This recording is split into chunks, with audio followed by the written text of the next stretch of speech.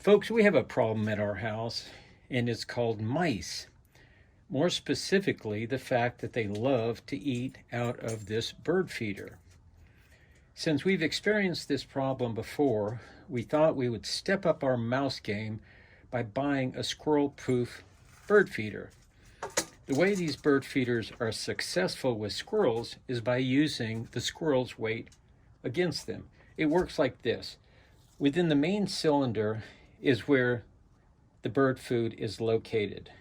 Along this central cylinder are several places where the contents of the feed cylinder can be accessed.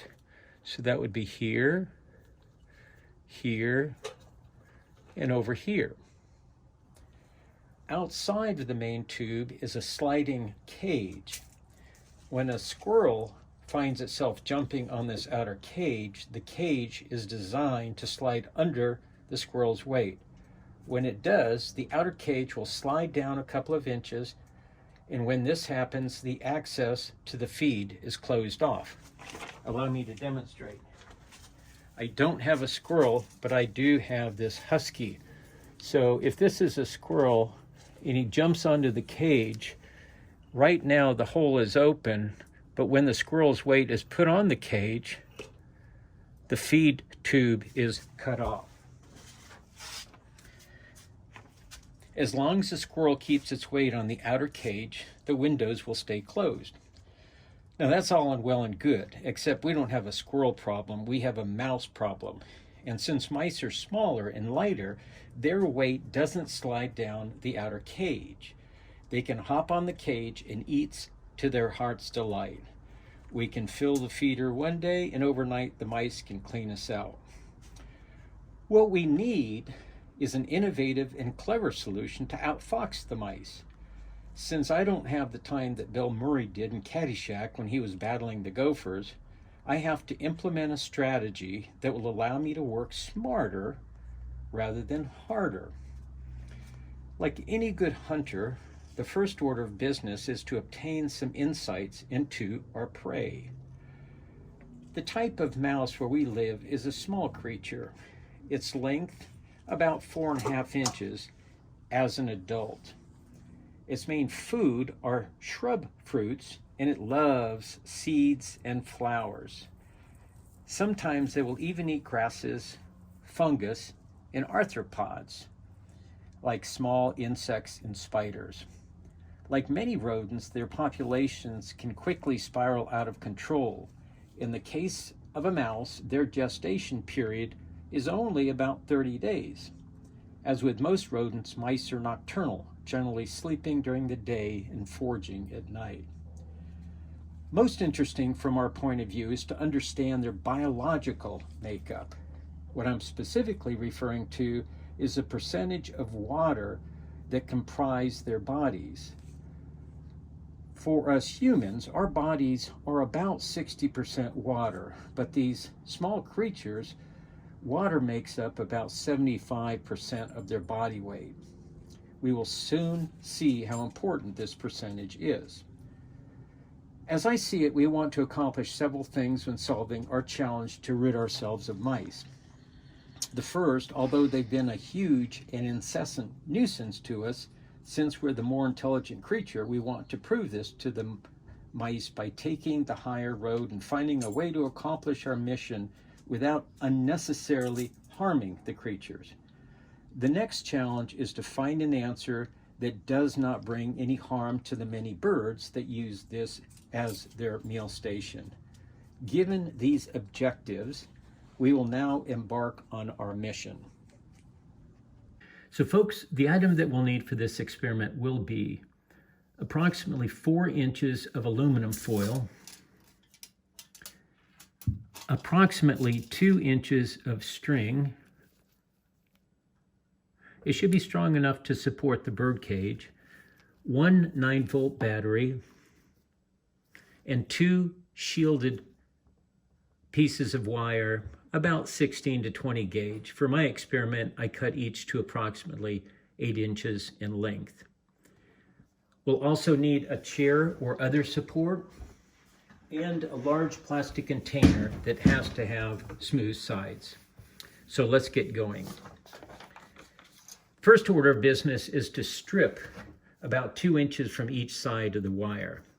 Now I've already done this, but you can do so just by using some wire snips. And so this is the finished wire, and now I have 2 of them. Since we're going to be attaching one end of the wire to each lead of the battery, and since the battery itself has one rounded edge, I thought what I would do is to drill into here so that I could attach my wire. So I will now do so.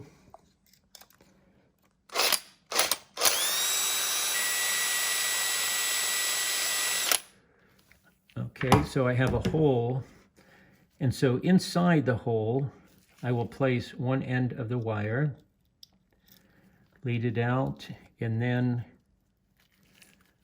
I will twist it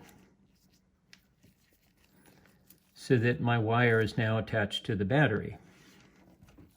On the other side, I'll take my other wire and do the same thing. I will twist it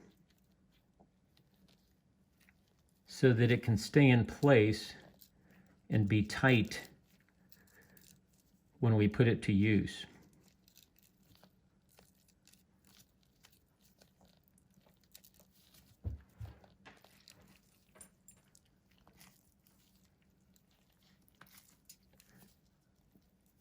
Okay, it now looks like this.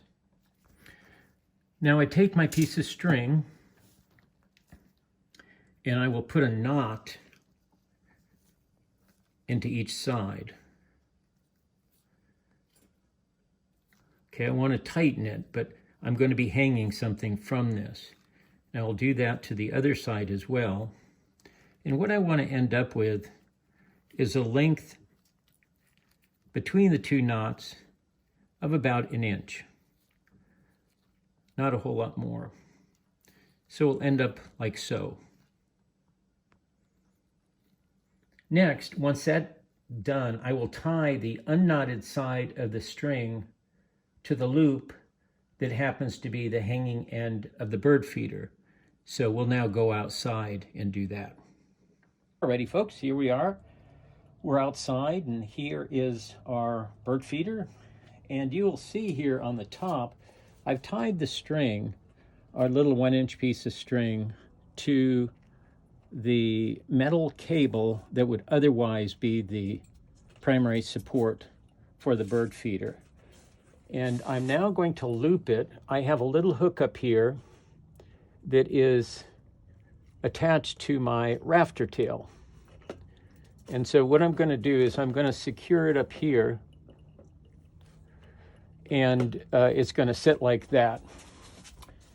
Next, I'm going to take my battery, which looks like this, and one of the sides, one of the terminals, I'm going to be looping around my hook that's attached to the rafter tail. And since it's convenient, I have a little nail up here. I think I'm just going to hang my battery on that. And then the other end, I'm going to attach to the hook that's on the opposite side of my piece of string.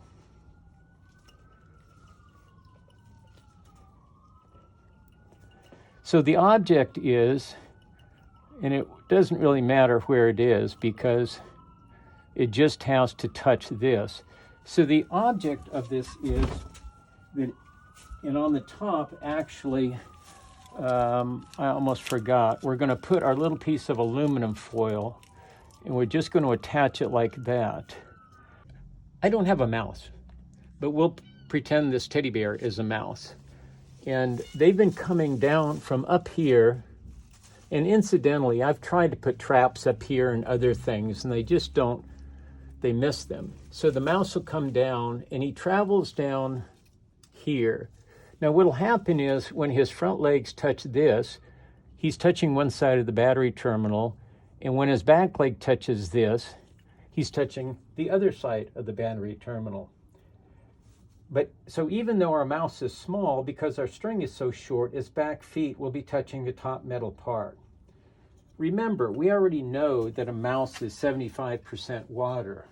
Since water conducts electricity, a jolt of energy should travel through the mouse as he's touching both sides.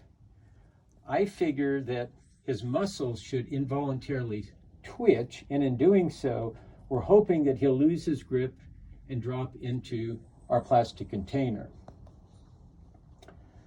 So the completed setup will be like this. I'm going to pull up a chair and place it as close as it might go underneath my bird feeder.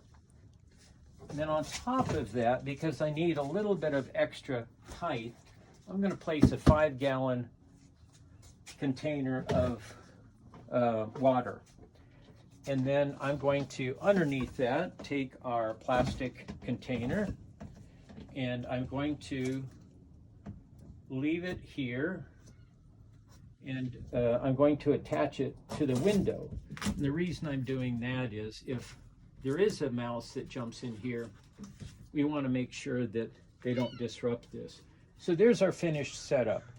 So we'll now leave it here overnight, and because mice are nocturnal, we'll come back in the morning and see if our idea worked. Well, folks, it's now morning, and our trap has been set up all night. I'm not sure how well it's done, so let's go take a look.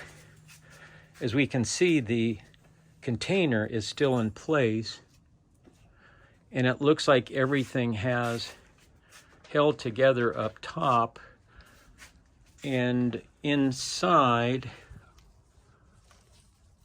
it looks like we've trapped 3 mice, and it also looks like they've made a mess in the bucket, and some leaves and other things have fallen into it. So conclusion is our trap worked great. The mice are alive and well, and I think what we'll do is we'll take them out and set them loose in a field, and we'll know that they won't hopefully come back and bother us anymore. They're actually pretty cute if you collect mice, but since we don't, and since they're a pest to us, we'll be letting these little critters go. So I hope you enjoyed the experiment, and we'll look forward to seeing you next time. Thank you very much.